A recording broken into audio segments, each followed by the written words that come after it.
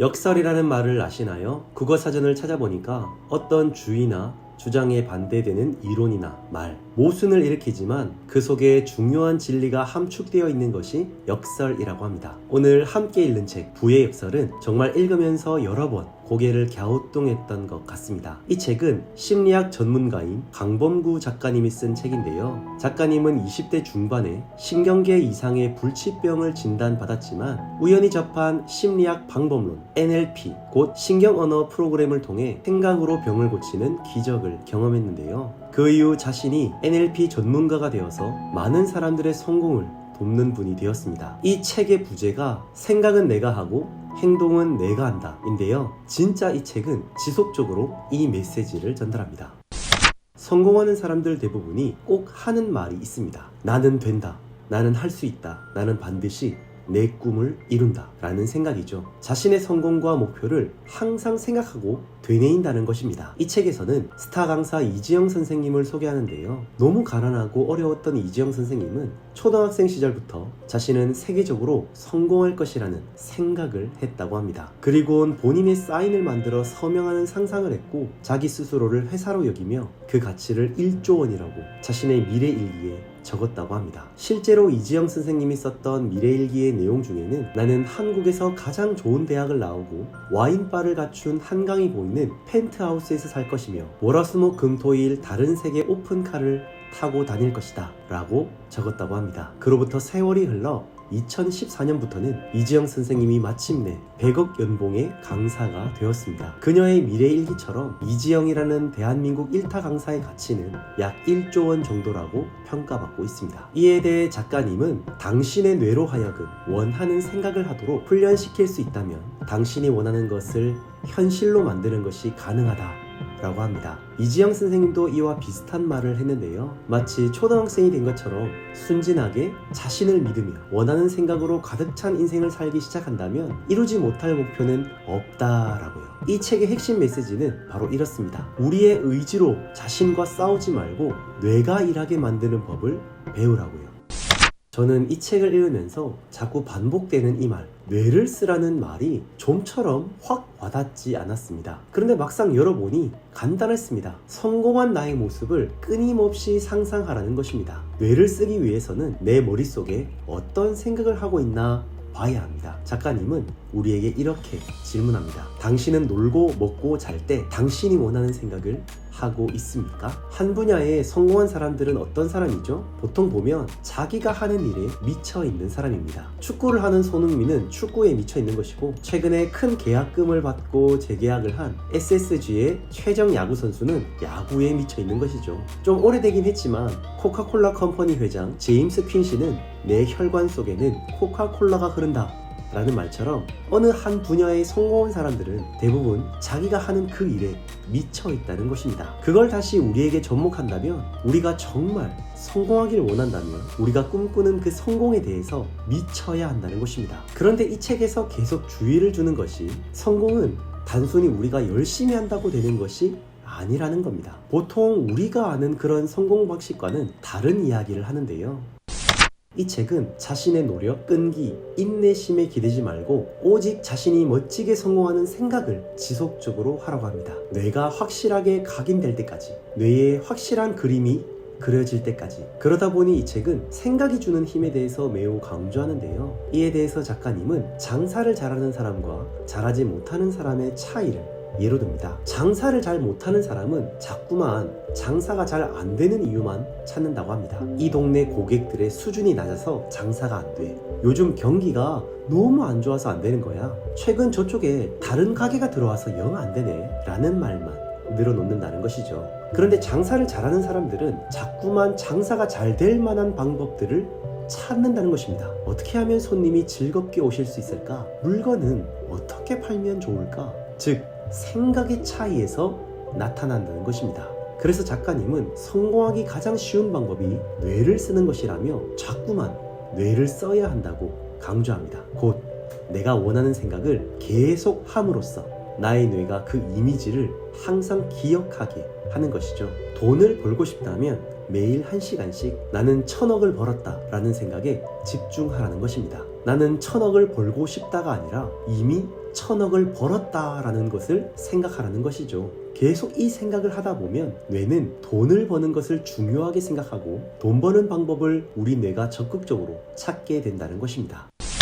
저는 이 책을 읽으면서 이게 뭐지? 하는 생각을 계속하면서 읽었습니다. 하지만 작가님은 정말 확신에 찬 메시지를 이 책에서 계속 쏟아내고 있는데요. 작가님은 이와 같은 자신의 논리, 생각을 계속하라, 자신의 성공을 이미지화시켜라 라는 이 이론을 계속 이야기하면서 성공을 가로막는 제한신념을 극복하라고 말합니다. 아마 작가님도 제가 책을 읽으면서 느끼는 이 아리송한 감정을 수많은 여러 독자님들도 느끼고 있다는 걸 인지하시는 것 같았습니다. 작가님이 말하는 이 제한신념이란 자신의 의지력을 소모시키고 판단력을 한정시키는 불필요한 자기 제약적 조건이라고 설명합니다. 조금 더 이해를 돕기 위해 제한신념을 가진 사람의 특징을 말해주는데요. 이걸 못하면 성공할 수 없어. 미라클 모닝을 하지 못하면 성공할 수 없어. 사람이 친절하고 성실하지 못하면 성공은 꿈도 꾸지 마와 같은 것입니다. 문제는 자신이 좋다고 생각하는 그 모든 것이 한편으로는 도움이 될 수도 있지만 결정적으로 이러한 제한신념이 나의 모든 성공의 가능성을 거부하는 것들이라는 것입니다. 이런 사람들은 지속적으로 환경 탓, 사람 탓, 자기 탓을 하는데요. 반드시 이걸 해야만 성공한다는, 이걸 못하면 실패한다는 바로 그러한 강박이 뇌에 심각한 스트레스를 준다는 것이죠.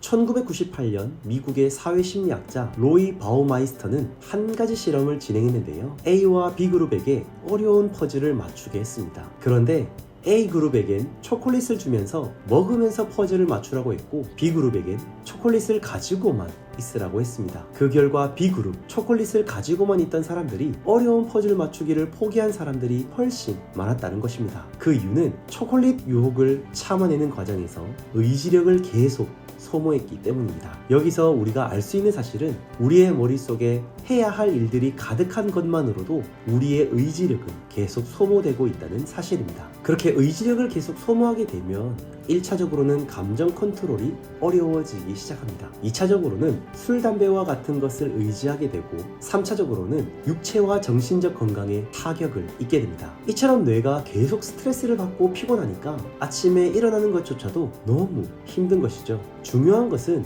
뇌가 스트레스를 받으면 그 스트레스를 풀 생각으로만 가득하게 된다는 것인데요. 그렇게 되면 아무리 힘든 것을 참아내며 열심히 일해도 언젠가는 그 스트레스로 인해 주저앉게 됩니다. 앞서 그렇게 열심히 했던 모든 성과가 물거품이 되는 것이죠. 앞서 이야기했듯 작가님은 내가 원하는 걸 계속 생각하는 것이 가장 중요하다고 말합니다. 그렇게 계속 내가 원하는 것을 생각하다 보면 내가 어떻게 말하고 어떻게 행동해야 할지 나의 뇌가 알아서 정해준다는 것입니다. 나는 이미 많은 돈을 벌었다. 도저히 상식적으로는 이해가 되지 않지만 나는 이미 1000억을 벌었다 라는 생각을 계속 하라고 합니다. 또한 나는 이미 성공한 사람이라고 생각하고 내가 그렇게 세상에서 성공하고 많은 돈을 번 사람으로서 내가 하고 싶은 일들을 머릿속에 계속 상상하라는 것이죠. 작가님은 이와 동시에 지속해서 결코 노력만이 답이 아님을 말합니다. 열심히 노력하고 힘들게 참고 견디면 우리가 원하는 성공을 이룰 수 있다는, 정말 우리가 많이 들어왔던 그런 말과는 다릅니다. 그저 내가 원하는 걸 즐겁게 해야 성공한다는 것이죠. 그러니 내가 성공했을 때를 상상하라는 것입니다. 우리가 다이어트를 실패하는 이유가 우리의 뇌는 놀고 먹기를 좋아하기 때문입니다. 뇌를 바꾸지 않는 한 항상 원점으로 돌아오는 이유가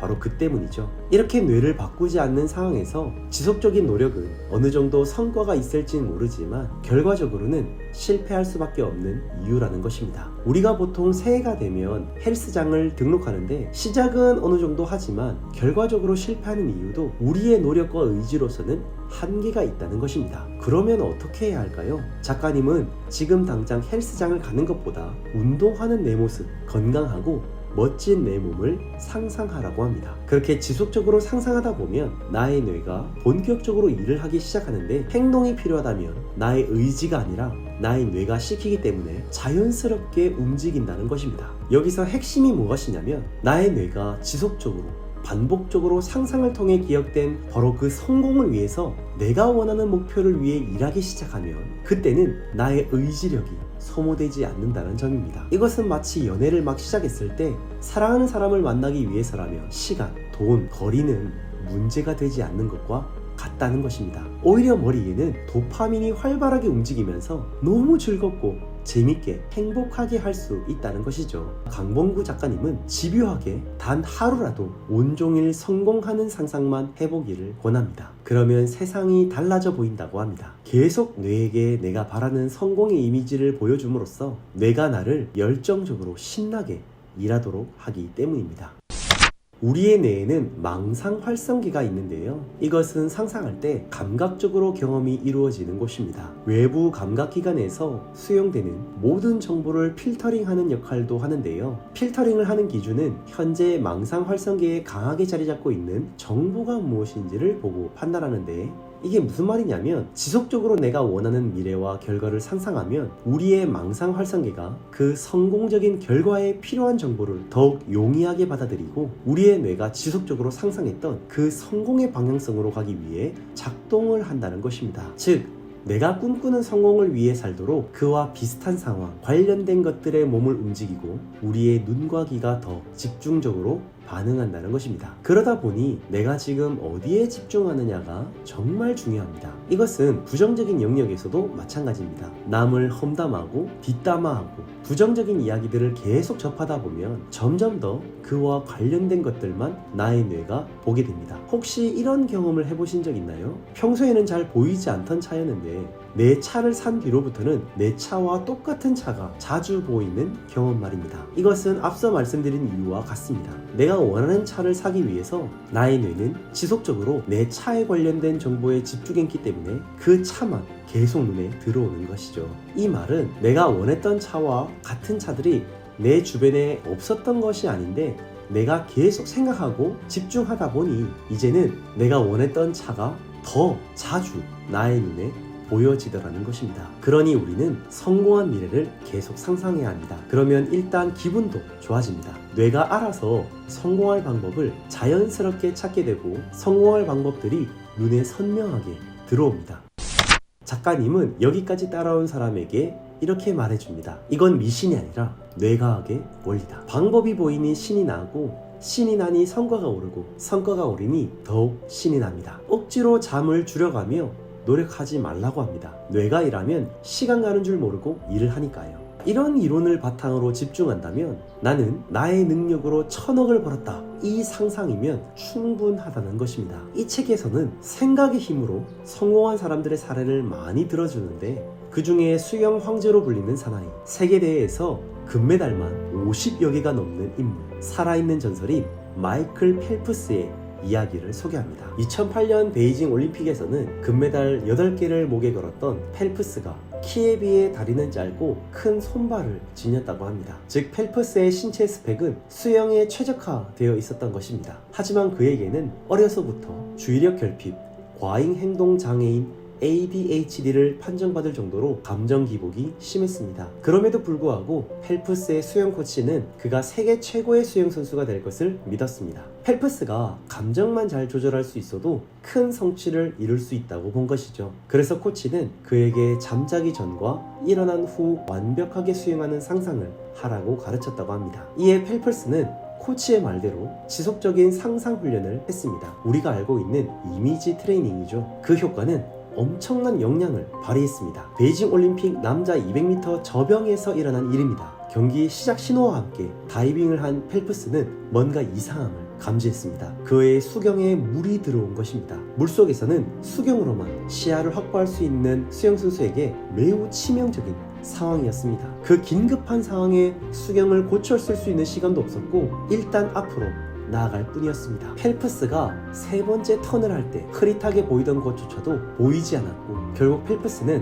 눈을 감고 수영을 하기로 합니다. 그런데 펠프스의 뇌는 그간 프로그래밍 되어 있던 대로 펠프스의 몸을 움직였습니다. 눈을 감았지만 오히려 상상했던 모습 그대로 자신이 몸을 움직이고 있음을 알아차렸습니다. 펠프스의 코치는 만약을 대비해서 캄캄한 저녁 시간 불을 켜지 않고 그를 훈련시킨 적도 있었습니다. 하지만 아무리 세계적인 선수라도 눈을 감고 저병에 막판 스퍼트를 하기는 어렵습니다. 그 엄청난 속도로 가다가 조금이라도 계산이 틀리게 되면 얼굴을 벽에 부딪힐 수 있기 때문입니다. 만약 그렇게 된다면 대형 사고로 이어질 수 있습니다. 하지만 놀랍게도 펠프스는 상상했던 대로 거리를 측정했고 21번의 스트로크가 남았다고 판단한 뒤 막판 스퍼트를 했습니다. 물 밖에서는 엄청난 함성 소리가 울려 퍼졌습니다. 하지만 펠프스는 아무것도 보이지 않은 상태에서 그저 아주 오랫동안 상상했던 대로 움직였습니다. 그는 마지막 스트로크를 하며 손을 앞으로 쭉 뻗었습니다. 그러자 정확하게 그의 손이 결승점에 닿았습니다. 상상 속 계산이 완벽하게 맞아떨어진 것입니다. 펠프스는 물안경을 벗어던지고 전광판을 바라봤습니다. 전광판 속 그의 이름 앞에는 WR이라는 글자가 빛나고 있었습니다. 즉 월드 레코드, 세계 신기록을 갱신한 것입니다. 경기 후 소감을 묻자 펠프스는 웃으면서 대답했습니다. 정말 맹인이 된 듯한 기분이었습니다. 이후 펠프스의 전담 감독은 이런 이야기를 남겼다고 합니다. 수영 시합 전 펠프스는 상상 속에서 이미 절반 이상을 수영한 상태였습니다. 그의 머릿속에는 모든 것이 자동으로 계획대로 진행되었던 것이죠. 이 외에도 이 책은 뇌를 사용하면서 성공하는 방법을 많이 가르쳐주고 있는데요. 그 중에 몇 가지만 소개하겠습니다. 첫째, 자신의 능력을 믿어라. 만약 내가 나의 재능으로 성공하고 싶다면 무엇보다 나의 재능으로 성공할 것이라는 그 사실을 믿어야 합니다. 설령 나에게 뛰어난 재능이 없을지라도 나의 뇌가 스스로에 대한 확신으로 가득 차 있다면 주어진 재능을 뛰어넘는 성공으로 이룰 수 있다는 것입니다. 둘째, 원하는 것을 노트에 적어라. 말레이시아 사업가 패트릭 그로브는 말레이시아 50대 부자 중 한 사람입니다. 그는 동남아시아의 넷플릭스라고 불리는 아이플릭스를 공동 창업한 사람인데요. 이분이 이렇게 성공할 수 있었던 이유는 어느 날 우연히 목표를 종이에 적으면 그 목표를 달성할 확률이 높다라는 이야기를 듣게 되었고 그것을 실천하면서 인생이 달라졌다고 말합니다. 처음 노트에 돈을 벌고 싶다는 목표를 적었을 때는 그 내용이 온통 불만투성이었다고 합니다. 그렇게 쭉 부정적인 내용만을 쓰다가 이건 아니다 라고 생각한 그는 오로지 자신이 원하는 것에 집중하여 그 생각과 내용을 적었다고 합니다. 패트릭은 5천억 원을 번다라는 구체적인 목표도 설정했습니다. 그걸 하기 위해서 어떻게 해야 할지도 적었다고 하는데요. 그는 주기적으로 이런 시간을 가졌고 그러한 시간들을 통해 돈을 벌 수 있는 다양한 방법들을 찾아내어 진짜 부자가 되었다고 합니다. 그는 지금도 매주 1시간씩 이와 같은 저널링을 한다고 합니다. 여기서 중요한 것은 나는 왜 돈이 없을까가 아니라 어떻게 하면 돈을 벌 수 있을까에 집중한다는 것입니다. 우리도 일주일에 한 번만 1시간씩이라도 일정을 빼두고 어떻게 하면 우리의 목표를 달성할 수 있을지 진지하게 생각해보면 좋겠습니다. 이 외에도 뇌를 통하여 성공할 수 있는 방법은 상상을 할 땐 최대한 구체적으로 상상하라는 것과 불가능을 고려하지 말라는 방법도 있습니다. 저는 이 책을 읽으면서 좀 처음에는 혼란스러웠습니다. 기존에 제가 알던 방법과 상식을 크게 반박하면서 한 가지의 분명한 기준만을 강조하고 있기 때문입니다. 하지만 강범구 작가님이 말하는 이 뇌를 사용하여 성공하는 방법을 적극적으로 실행해보려고 하는데요. 나의 생각의 힘, 뇌가 일하는 성공 비법으로 우리 모두가 부자가 될 그날을 기대하면서 강범구 작가님의 부의 역사를 꼭 한번 읽어보시기 바라며 저는 이만 물러가 보겠습니다. 지금까지 함께 읽는 책 크리스였습니다.